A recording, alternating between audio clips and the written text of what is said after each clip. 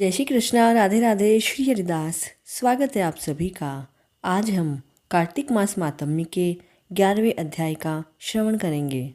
पिछले 10वें अध्याय में हमने जलंधर का देवताओं को जीतकर अमरावती पर राज करना श्रवण किया था। आज के इस अध्याय में जलंधर का भगवान विष्णु से युद्ध तथा वर की प्राप्ति श्रवण करेंगे।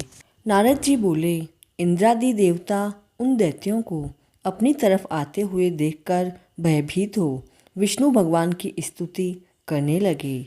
देवता बोले, कच्छ मत्स्य कूर्म मत्स्य आदि रूप धारण कर भक्तों के दुखों को दूर करने वाले ब्रह्मा विष्णु शिव आदि रूप में जगत का पालन एवं संहार करने वाले तथा गदा शंख पद्म और चक्र धारण करने वाले आपके लिए हमारा नमस्कार है।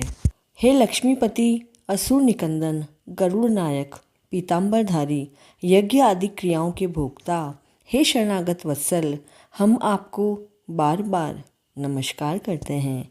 दैत्यों से संतापित मनुष्यों के दुखों को नाश करने के लिए ब्रज रूप तथा शेषनाग की शैया पर शयन करने वाले सूर्य और चंद्रमा, यह दो नेत्रधारी, आपको बार बार नमस्कार है।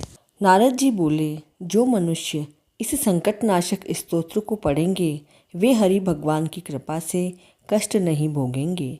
इस तरह दैत्यों के नाश करने वाले विष्णु भगवान ने देवताओं द्वारा की गई स्तुति से उनके संकट को जान लिया। तब क्रोधित होकर शीघ्र ही गरुड़ पर सवार हो भगवान लक्ष्मी जी से बोले, तेरा भाई जलंधर देवताओं को दुख देता है, इसलिए मुझे उन्होंने बुलाया है। मैं युद्ध के लिए शीघ्र ही जाऊंगा। तब लक्ष्मी जी बोली, हे प्राणनाथ, यदि मैं आपकी प्यारी भक्तिन हूँ तो फिर मेरे भाई को आप संग्राम में क्यों मारोगे। तब भगवान बोले, शिवजी के अंश से पैदा हुआ ब्रह्मा के वरदान और तेरी प्रीति से यह जलंधर हमारे मारने योग्य नहीं है। नारद जी बोले, यह कहकर गरुड़ पर बैठ शंख चक्र गदा और पद्म को धारण करने वाले विष्णु जहाँ देवताओं की स्तुति करते थे वहाँ पहुँचे। इसके बाद अरुण के छोटे भ्राता गरुड़ के पंखों की वायु से और बबूला से उड़ाए हुए दैत्य आकाश में मेघों की तरह भ्रमण करने लगे। जलंधर दैत्यों को वायु से पीड़ित देखकर आकाश में उछलकर विष्णु के पास पहुँच गया और विष्णु तथा जलंधर दैत्यों का बड़ा भारी युद्ध हुआ। बाणों से आकाश को भर दिया। विष्णु ने अपने बाणों से दैत्य के रथ के ध्वजा, छत्र, घोड़ा काटकर पृथ्वी पर गिरा दिए और एक बाण उसके हृदय में मारा। उससे संभलकर फिर उस दैत्य ने बहुत शीघ्र उछलकर गरुड़ के माथे में गदा मारकर उसे पृथ्वी पर गिरा दिया। विष्णु भगवान ने हंसकर अपने खड्ग से उसकी गदा काट दी। तब उसने विष्णु के हृदय में जोरदार घूंसा मारा। फिर वे दोनों आपस में मल्ल युद्ध करने लगे। उनकी भुजा, घूंसा और घोटू की मार से पृथ्वी शब्दायमान हुई। वे दोनों अच्छी तरह बहुत देर तक युद्ध करने लगे। तब मेघ जैसी गंभीर वाणी से दैत्यराज से विष्णु भगवान बोले, मैं तेरे पराक्रम से बड़ा प्रसन्न हूँ। तू वर मांग, नहीं देने योग्य वरदान भी मैं तुझे दूंगा। तब जलंधर बोला, हे विष्णु, जो आप मेरे पर प्रसन्न हो तो मेरी बहन लक्ष्मी और अपने गणों के साथ मेरे घर में रहो।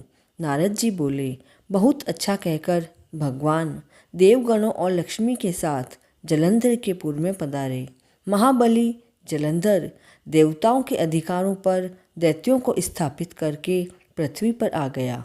देवता, गंधर्व और सिद्ध इनके बहुमूल्य रत्नों के समान और उत्तम वस्तुओं को अपने अधिकार में करके तथा देव, गंधर्व, सिद्ध, सर्प, राक्षस, मनुष्य इनको अपने पुर में बसाकर त्रिलोकी का राज्य करने लगा। इस तरह जलंधर देवताओं को अपने वश में करके पिता तुल्य धर्म से अपनी प्रजा का पालन करने लगा। जलंधर के राज्य में रोगी, दुखिया, निर्बल और दरिद्री कोई भी नहीं दिखाई देता।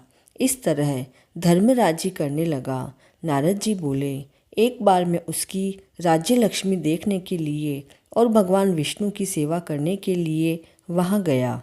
इस तरह कार्तिक मास मातम्य का 11वां अध्याय पूर्ण हुआ। आज पवित्र रमा एकादशी भी है, जिसका लिंक आपको डिस्क्रिप्शन बॉक्स में मिल जाएगा।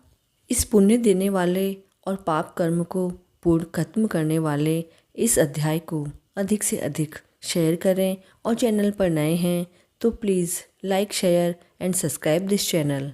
ठाकुर जी हम सभी के मनोरथ पूर्ण करें। जय श्री कृष्णा।